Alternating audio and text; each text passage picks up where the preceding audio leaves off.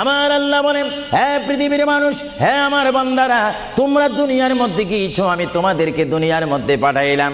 পাঠাইবার পরে আমি জানি তোমরা অনেক অন্যায় পথে যাবে, অনেক কাজ করবে, যে কাজগুলোর মধ্যে তোমাদের গুনাহ হয়ে যাবে। হ্যাঁ বান্দা, তোমরা গুনাহ করবে তাও আমি ভালো মতো জানি, তোমরা পাপ করবে তাও আমি ভালো মতো জানি।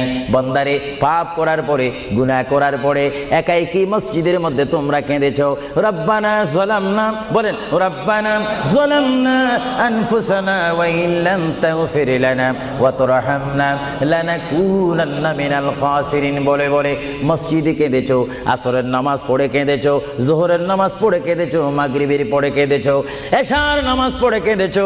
এ বান্দা, নামাজের মুসল্লা যখন বসে যাও, আমি আল্লাহকে তোমরা বারবার বল, আল্লাহ আমার গুনাহ মাফ করে দাও। তারপরও আমি তোমাদের গুনাহ মাফ করে নিই। তারপরও তোমরা নিশি রাত্রে, মানুষ যখন ঘুমে যায়, তোমার বিবি যখন ঘুম যায়, তোমার ছেলে যখন ঘুম যায়, তুমি নিশি রাত্রে ঠান্ডা পানি দিয়ে ওযু বানিয়ে নামাজের মুসল্লায় বসে তুমি আবার যখন ডাক দাও, রব্বুল আলামিন, পৃথিবীর কোনো মানুষ আমার গুনাহ সম্পর্কে জানে না, তুমি আমার গুনাহ সম্পর্কে জানো। আমি এমন গুনাহ করেছি আমার বিবি জানে না, বিবি গুনাহ করেছে আমি জানি না। আল্লাহ, তুমি সব কিচ্ছু জানো। হে আমার প্রভু, তুমি আমাকে মাফ করে দাও।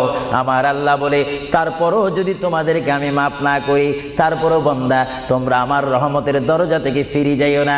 আমি তোমাদেরকে হুকুম দিচ্ছি, ওয়ালাউ আন্নাহুম ইয যালামু আনফুসাহুম জাউকা, বান্দারে, যদি গুনাহ করে ফেলো, আমার রহমত থেকে মুখ ফিরে তুমি চলে যাইও না।